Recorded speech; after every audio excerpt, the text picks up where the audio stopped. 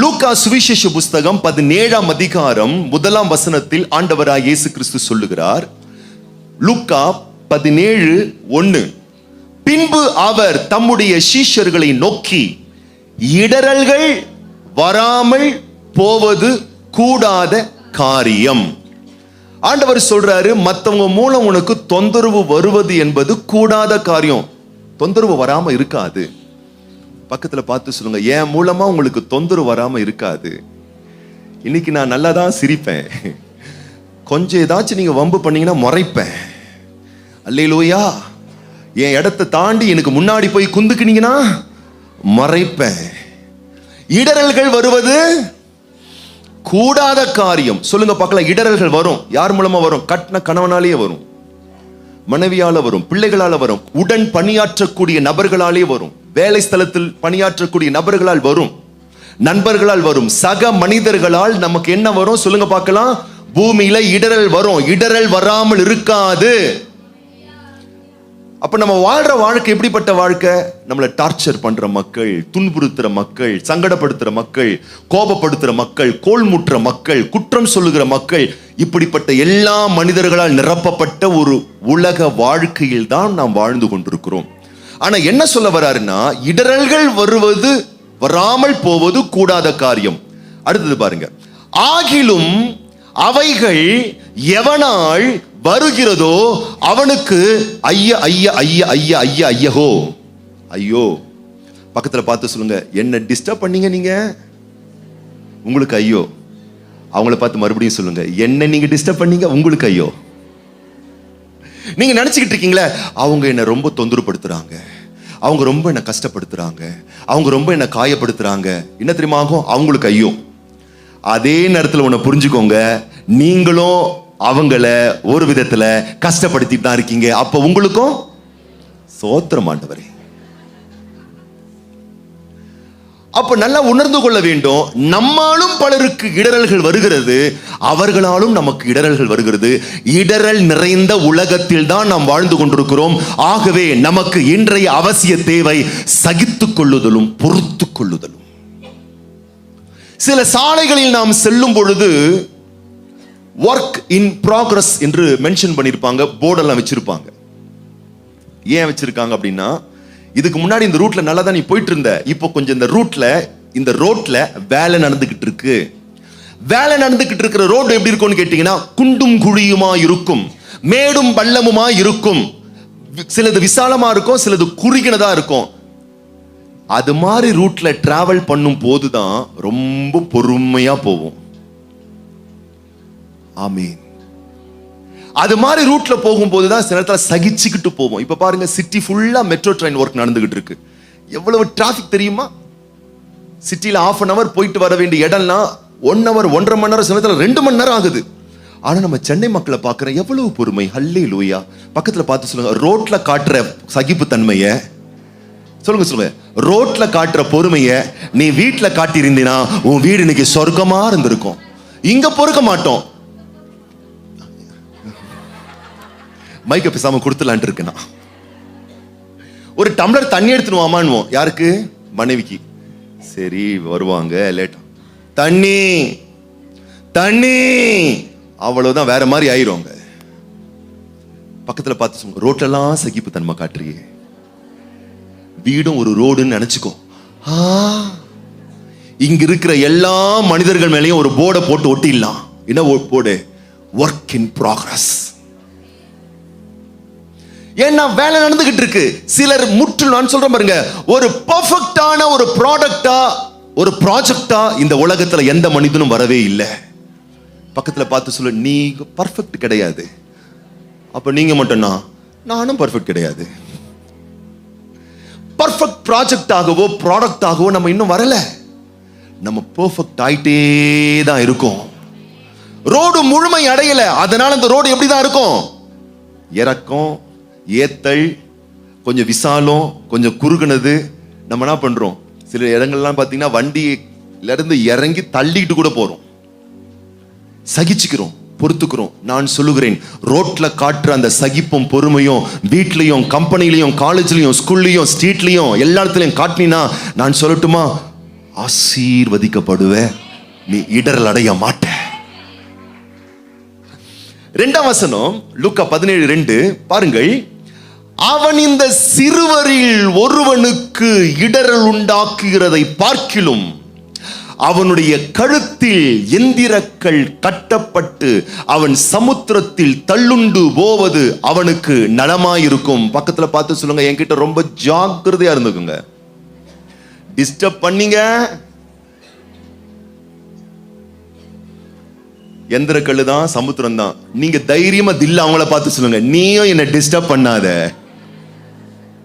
பண்ண உனக்கும். அதனால என்ன செய்யணுமா? 3ஆம் வசனத்துல சொல்றாரு, 3 போடுங்க. உங்களை குறித்து எச்சரிக்கையா இருங்கள். அப்படின்னா என்ன?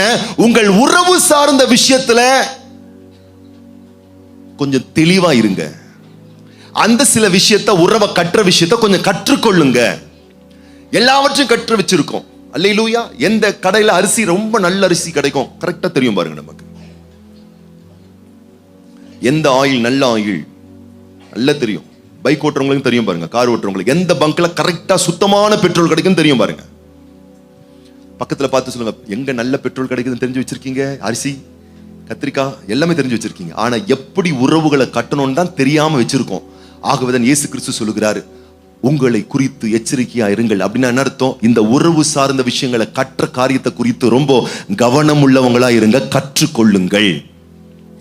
உன் சகோதரன் உனக்கு விரோதமாய் குற்றம் செய்தால் என்ன செய்யணுமா? அவனை கடிந்து கொள்ளுங்கள். பக்கத்துல பார்த்து சொல்லுங்க, யாராச்சும் உங்களை காயப்படுத்துறாங்களா, தொந்தரவு பண்றாங்களா, ரைட்ல இடிக்கிறாங்களா, லெஃப்ட்ல பிடிச்சி வலிக்கிறாங்களா, சங்கடப்படுத்துறாங்களா, என்ன செய்யணுமா? பலார்னு ஒன்று விட்டுருவோம்ல, அப்படி இல்லை. மூல லாங்குவேஜ்ல என்ன சொல்லப்பட்டிருக்குன்னா, யாராச்சும் உங்களை சங்கடப்படுத்தினாங்கன்னா அவர்களோடு கூட பேசி உரையாடுதல் செய்து சமரசம் பண்ணி கொள்ளுங்கள் என்று சொல்லப்பட்டிருக்கிறது. அல்லேலூயா. அவசர அவசரமா சர்ச்சில் இருந்து வெளியே போறீங்க, செருப்பை போடுறீங்க, இன்னொரு சகோதரி குறுக்கால காலை விடுது. நீங்க செருப்பை போடும்போது இன்னொன்னு இந்த பக்கத்துல இருந்து காலை விடுது. எப்படியும் உன் காலை மிதிச்சிருச்சு. அல்லேலூயா. எப்படி மிதிச்சா பத்தியா? சண்டாளி சண்டாளி அப்படிலாம் போக கூடாதான். மிதிச்சிருச்சா, சிஸ்டர் என்ன அவசரம், நீங்க முதல்ல போட்டுக்குங்க, போங்க, இல்ல நான் போட்டுக்கிறேன். இல்ல மிதிச்சுட்டு போயிட்டாங்கன்னா, சில பேர் நீங்க பாத்தீங்கன்னா ஆண்டவர் என்ன சொல்றாரு, வார்த்தை என்ன சொல்றாருன்னா, உங்களை யாராச்சும் வேதனைப்படுத்திட்டாங்கன்னா அவங்க கிட்ட போய் பேசுங்க. இது மாதிரி என்ன வேதனைப்படுத்திட்டீங்க, உங்க பேச்சு என்ன வேதனைப்படுத்துது, உங்க செயல் என்ன வேதனைப்படுத்து, உங்க நடத்திப்பு, நீங்க எனக்கு முன்னாடி நடந்துக்கிற அந்த நடத்திப்பு, நடந்துக்கிற விதம் என்ன கஷ்டப்படுத்துது, இனிமேல் அப்படி நடந்துக்காதீங்கன்னு சொல்லணுமா? ஒருவேளை யாருக்கு தெரியும், அவங்க செய்யற செயல் அவங்களுக்கே தெரியாது உங்களை கஷ்டப்படுத்துறேன்னு. இல்ல அவங்களுக்கு என்ன தலைவலியோ வயிற்று வலியோ அவங்க பண்ற விஷயம், அது நமக்கு இடரலாவே இருக்கும். அதனால கர்த்தர் சொல்றாரு, அவங்க அறிந்து செய்யலாம், அறியாம செய்யலாம். உனக்கு அது இடரலா இருந்துச்சுன்னா நேரா போய் பேசி இருங்கிறாரு. பக்கத்துல பார்த்து சொல்லுங்க, இன்னைக்கு முதல் வேலையா ஆராதனை முடிச்சிட்டு உன் மனசுக்குள்ள யாரெல்லாம் வண்டி ஓட்டிக்கிட்டு இருக்காங்களோ, உன் மண்டைக்குள்ள யாரெல்லாம் வண்டி ஓட்டிக்கிட்டு இருக்காங்களோ, இவ இப்படி சொல்லிட்டாளே, அவ இப்படி சொல்லிட்டாங்களே, இப்படி பண்ணிட்டாங்களே, அப்படி பண்ணிட்டாங்களே, முதல்ல அவங்களோட பேசி என்ன ஆயிருங்க, சமாதானமா சொல்ற வாய் தான் சமாதானமா ஆயிரணும், பேசணும், அவங்களோட பேசி ஒப்புரவாக வேண்டும் என்று கர்த்தராகிய இயேசு கிறிஸ்து சொல்லுகிறார். எத்தனை பேர் ஆமென் சொல்றீங்க? ஆமா. ஒருத்தர் பாருங்க, ஏற்கனவே கூட சொல்லிருக்கேன் சர்ச்சில் ஒரு சம்பவம். ஒருத்தர் வந்து பாத்தீங்கன்னு சொன்னா, அண்ணனும் தம்பியும், அண்ணன் அவர் வீட்டுல இருந்து மார்க்கெட்டுக்கு போறாரு, தம்பி அவர் வீட்டுல இருந்து மார்க்கெட்டுக்கு போறாரு. ரெண்டு பேரும் கரெக்டா மார்க்கெட் ஆண்ட பைக்கை ஸ்டாண்ட் போடும்போது மீட் பண்றாங்க. அண்ணன் தம்பியை பாத்தீங்க இருந்து விஷ் பண்றாரு பேர் சொல்லி. தம்பி அண்ணாவை பாக்குறாரு, ஆனா விஷ் பண்ணல, பைக் எடுத்து ஓட்டாரு. இது பாத்தீங்கன்னா குடும்ப பகையா மாறி பல வருஷம் அண்ணனும் தம்பியும் பேசாம மனசுக்குள்ள வருத்தம் வந்து பல வருஷத்துக்கு அப்புறம் வெட்டு குத்துல போய் முடிஞ்சுது. பல வருஷத்துக்கு அப்புறம் அண்ணா சொல்றாரு, நீ அன்னைக்கு மார்க்கெட்ல நான் கூப்பிட்டேன்ல, என்ன பார்க்காம போனல. அப்ப தம்பி சொல்றான், என்ன அதுக்கான இவ்வளவு நாள் பகையா இருந்த, அதுக்கான இவ்வளவு பெரிய பிரச்சனை, அன்னைக்கு எனக்கு வயித்தால போயிருச்சுன்னா அதுக்காக தான் உன்னை திருப்பி கூட என்னால பார்க்க முடியல, வண்டி எடுத்துன்னு வேகமா போயிட்டேன், இதுக்கு போய் இவ்வளவு பெரிய பிரச்சனை பண்ணிட்டீங்கன்னா. பக்கத்துல பார்த்து சொல்லுங்க, நிறைய பேருக்கு வயித்தால போகுது, அதனாலதான் உனக்கு இடல் வர மாதிரி ஏதாச்சும் ஒண்ணு பண்ணிட்டு போறான், நீ அப்படி நினைச்சுக்கணும். எத்தனை பேர் ஆமென் சொல்றீங்க?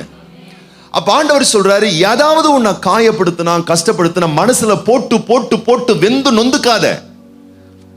சம்பந்தப்பட்டவர்களோடு பேசி சமாதானமாய்விடு, சமரசமாகிவிடு. எத்தனை பேர் ஆமென் சொல்றீங்க? உன் சகோதரன் உனக்கு விரோதமாய் குற்றம் செய்தால் அவனை கடிந்து கொள். அதாவது அவனோடு பேசி சமரசமாகு. அவன் மனஸ்தாபப்பட்டால் என்ன பட்டா? ஆமா, ஐயோ ஆமால, ஆமா சாரி சிஸ்டர், நான் உட்காரும் போது தெரியாதனமா உங்க மடிமேலேயே உட்காந்துட்டேன், சாரி சிஸ்டர். நான் உட்காரும் போது சாரி, என் முட்டி வேகமா வந்து உங்க முதுகுல குத்திருச்சு, சாரி சிஸ்டர் அப்படின்னு மனஸ்தாபப்பட்டு அவங்க கேட்டாங்கன்னா என்ன செய்யணுமா? பக்கத்துல பார்த்து சொல்லுங்க, மன்னிங்க. அவன் மனஸ்தாபப்பட்டால் அவனுக்கு மன்னிப்பாயாக. பக்கத்துல பார்த்து சொல்லுங்க, மன்னிங்க, மன்னிக்க பழகுங்க. அல்லேலூயா. 4ஆம் வசனம் சொல்லுகிறது, அவன் ஒரு நாளில் 7 தரம் உனக்கு விரோதமாய் குற்றம் செய்து 7 தரமும் உன்னிடத்தில் வந்து நான் மனஸ்தாபப்படுறேன் என்று சொன்னால் அதுல முடியாது, சான்ஸே இல்லை. அது எப்படி முடியும்? ஒரு முறை மிதிச்சான் காலை, மன்னிச்சேன். 2வது முறை மிதிச்சா மன்னிச்சேன். 3வது முறை அதையே மறுபடியும் பண்ணா மன்னிப்போமா? பக்கத்துல பார்த்து சொல்லுங்க, காலையில வீட்டில் குளிச்சுட்டு சுத்தமா ட்ரெஸ்ஸை உடுத்திட்டு வீட்டில இருந்து சர்ச்சுக்கு வரும்போது வர வழியில உங்க கையில காக்கா கக்கா போயிருச்சு. உங்க கையில காக்கா கக்கா போயிருச்சு. பக்கத்துல பார்த்து கேளுங்க, என்ன பண்ணுவீங்க? என்ன பண்ணுவீங்க? கழுவிடுவீங்க, அவ்வளவுதான். சரி, இப்ப சர்வீஸ் வந்து பார்ட்டிசிபேட் பண்ணிட்டு சர்வீஸ் முடிச்சுட்டு போறீங்க. போகும்போது அதே காக்கா மறுபடியும் கையில காக்கா போயிருச்சு. என்ன பண்ணுவீங்க? கழுவிடுவோம். 2 முறை ஆச்சு. மதியானமா ஏதோ ஒரு ஃபங்க்ஷனுக்கு போறீங்க, அதே ரூட்ல மறுபடியும் கையில காக்கா போயிருச்சு. என்ன பண்ணுவீங்க? கழுவிடுவீங்க. மறுபடியும் ஃபங்க்ஷன் முட்டு வீட்டுக்கு வரீங்க, மறுபடியும் கையில காக்கா போயிருச்சு. என்ன பண்ணுவீங்க? கழுவிடுங்க. மறுபடியும் சாயந்தரம் ஏதோ ஒரு ஃபங்க்ஷன் போறீங்க, மறுபடியும் காக்கா போகுது. என்ன பண்ணுவீங்க? பக்கத்துல பார்த்து சொல்ல, அவ்வளவுதான். இததான் ஆண்டவரும் சொல்றாரு. யாராச்சும் இப்படி பேசினாங்க, துன்புறுத்தினாங்க, கஷ்டப்படுத்தினாங்க, மிதிச்சாங்க, உன்னை காயப்படுத்தினாங்கன்னா காக்கா போயிருச்சு. என்ன பண்ணலாம்? கழுவிருங்க, அவ்வளவுதான். அதுதான் ஆண்டவர் சொல்றாரு. 7 முறைலப்பா, 70 முறை கூட தாராளமா மன்னிக்கலாம். ஏன்னா மன்னிப்பு என்பது நீங்கள் உங்களுக்கே செய்து கொள்ளக்கூடிய நல்ல காரியம். மன்னிப்பு என்பது, நான் சொல்லட்டுமா, மன்னியாமை என்பது நீங்கள் உங்களுக்கே கொடுத்து கொள்ளுகிற தண்டனை. நீங்க மற்றவங்களை மன்னிக்கல, அவங்க செஞ்ச விஷயத்த மறக்கல, அதை மனசுல போட்டு நீங்க அதையே சிந்திச்சுக்கிட்டு இருந்தீங்கன்னா அதுதான் நீங்கள் உங்களுக்கே கொடுத்து கொள்ளுகிற தண்டனை. நான் மன்னிச்சிட்டேன்பா, மறந்துட்டேன்பா, அது பெருசாவே நான் நினைக்கல, நான் ஒப்புரவாயிட்டேன்பான்னு சொன்னீங்கன்னா நீங்கள் உங்களுக்கே செய்து கொள்ளுகிற ஒரு நன்மை. நான் என்ன சொல்ல வரேன்னா, உங்களுக்கு செய்து கொள்ள வேண்டிய ஒரு நன்மையை எவ்வளவு வேணா தாராளமா செஞ்சுக்கலாம் தானே? அதுதான் வேதம் சொல்லுகிறது, மன்னிப்பாயாக. நீங்கள் மன்னிக்காமல் இருந்தால் நான் சொல்லுகிறேன், உங்கள் இருதயம் தீட்டுப்படும், உங்கள் உள்ளங்கள் கசப்பான வேர் முளைக்கும், உங்கள் மனமும் எண்ணமும் சிந்தையும் உள்ளமும் உணர்வும் உணர்ச்சிகளும் எதிர்மறையான எண்ணங்களால் ஆட்கொள்ளப்படும். கசப்பும் பழிவாங்கும் உணர்வும் அது சும்மா இருக்காது. கொஞ்சம் கோபம், அப்படியே பழிவாங்கும் உணர்வு, கசப்பு, வஞ்சகம், வன்மம் அதிகமாய் பெருகி பெருகி பெருகி இருதயம் தீட்டுப்படும், மனம் காயப்படுத்தப்படும், உணர்வுகள் கெட்டு போய் பாதிக்கப்படும். அது அப்படியே சரீரத்தில் வெளிப்பட்டு முழு வாழ்க்கையும் பாதிக்கப்படும். ஆகவேதான் எபிரேயரின் ஆக்கியோன் எழுதுகிறார், எபிரேயரின் புஸ்தகம் 12ஆம் அதிகாரம் 14ஆம் வசனத்தில் 15ஆம் வசனத்தில், எபிரேயர் 12:14, பாருங்கள் வசனத்தை பாருங்கள். யாவரோடும் சமாதானமா இருக்கவும். அப்படின்னா என்ன அர்த்தம்? இன்னாரோடு நான் சமாதானமா இருப்பேன், ரிலேஷன்ஷிப்ல இருப்பேன், ஃப்ரெண்ட்ஷிப்பா இருப்பேன், அன்பா இருப்பேன் கிடையாது.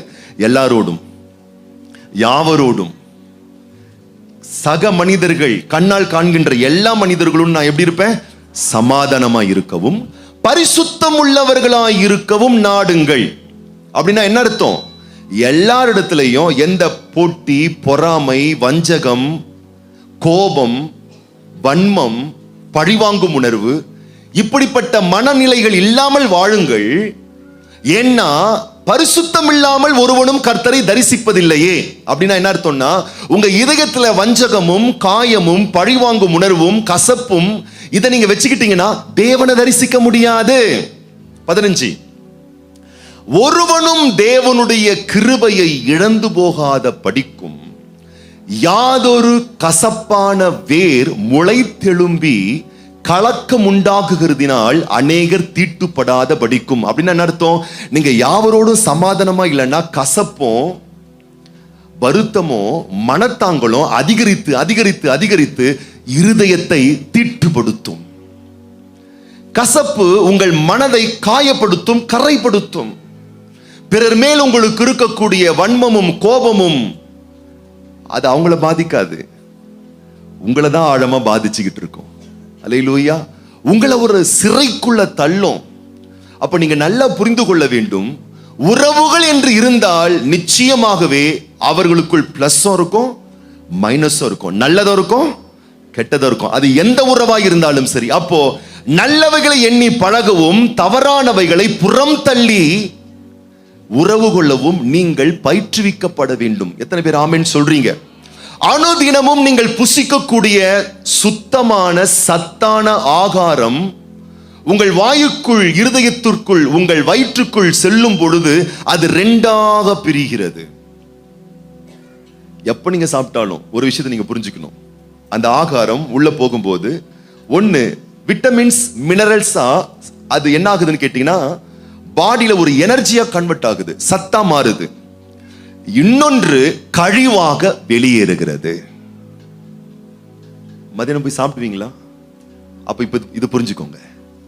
மதியானத்துல நீங்க உங்க தட்டுல போட்டு என்ன கொடுக்குறாங்களோ வீட்டுல, இல்ல நீங்க என்ன சாப்பிட போறீங்களோ, முதல்ல ஒண்ணு புரிஞ்சுக்கோங்க, அதுல ரெண்டு விஷயம் இருக்கு. ஒன்னு என்ன இருக்கு? சத்து இருக்கு. இன்னொன்னு கழிவு இருக்கு. சொல்லுங்க பார்க்கலாம். இதெல்லாம் கொஞ்சம் நல்லா உங்களுக்கு இறங்கணும். அல்லேலூயா. சொல்லுங்க பார்க்கலாம். நான் சாப்பிடுகிற ஒவ்வொரு ஆகாரத்திலும் ரெண்டு விஷயம் இருக்கிறது.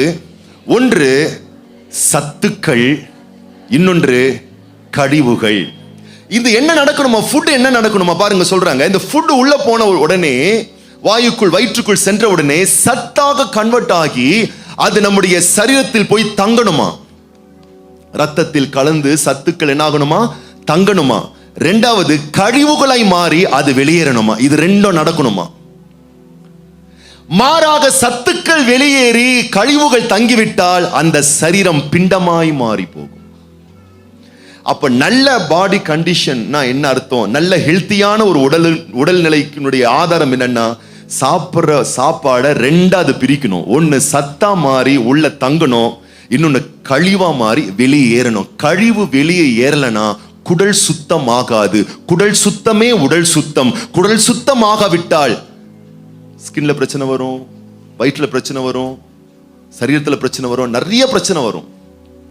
அப்ப பக்கத்துல பார்த்து சொல்லுங்க, சாப்பிடுற ஃபுட்ல எப்படி சத்தும் இருக்கு கழிவும் இருக்கு, அதுபோல சந்திக்கிற எல்லா உறவுகளிடத்திலையும் இன்பமும் இருக்கு கசப்பும் இருக்கு. என்ன பண்ணலாம்? என்ன பண்ணணும்? எப்படி சாப்பிடுற ஃபுட்டை சத்தம் மட்டும் எடுத்துக்கிட்டு கழிவு வரல என்ன பண்ணுவீங்க? கழிவு வரல என்னங்க பண்ணுவீங்க? இப்ப இன்னைக்கு 3 வேளை சாப்பிடுறீங்க. நான் ஒன்னும் உலக இதெல்லாம் கேட்கல, உண்மை யதார்த்தத்தை தான் கேட்கிறேன். இன்னைக்கு 3 வேளை சாப்பிடுறீங்க, நாளைக்கு கழிவு வெளியேறல என்ன பண்ணுவீங்க? முக்குவீங்க. அப்பவும் வரல என்ன பண்ணுவீங்க? மெடிக்கல் ஷாப்ல போயிட்டு மாத்திரை வாங்கி போட்டுப்போம். அதை வெளியேற்றாம அடுத்த வேலையை பண்ண மாட்டோம். ஏன்னா இப்படிலாம் சொன்னாதான் கொஞ்சம் ஸ்ட்ராங்கா இறங்குது உள்ள சத்தியம். ஆமா, அல்லேலூயா. பாருங்க, வசனத்தை விளக்கம் கொடுக்கறதுக்கு எப்படிலாம் பேச வேண்டியிருக்கு பாருங்க. டெமான்ஸ்ட்ரேஷன் பண்ணி அது விளக்கம் கொடுக்கறது பாருங்க. அப்ப அதை வெளியேற்றினதுக்கு அப்புறமா தான் அடுத்த ஃபுட்டே போவோம். எத்தனை பேர் ஆமென் சொல்றீங்க? அதே தான் நானும் சொல்றேன். சந்திக்கிற எல்லா உறவுகளிடத்திலேயும் இன்பமும் உண்டு கசப்பும் உண்டு. இன்பங்களை எடுத்துக்கொள்ளுங்கள், கசப்பை கண்டுக்காதீங்க, விட்டுருங்க. ஏன்னா அவங்க ஒர்க் இன் ப்ராக்ரஸ்ல இருக்கிறாங்க. இன்னைக்கு அப்படி இருக்கலாம், இன்னைக்கு ரோடு டேமேஜா இருக்கலாம், இன்னைக்கு மேடும் பள்ளமுமா இருக்கலாம், நாளைக்கு இதே ரோடு தான் சூப்பரா மாறும். இன்னைக்கு நீங்கள் பார்க்கக்கூடிய உறவுகள் பாதிக்கப்பட்ட உறவுகளாய் மோசமான உறவுகளா இருக்கலாம், அந்த உறவு நாளைக்கு உங்களுக்கு பெரிய ஆசீர்வாதமான உறவாய் மாறும். காலத்திற்கு முன்பதாக நியாய தீர்ப்பு கொடாதிருங்கள்.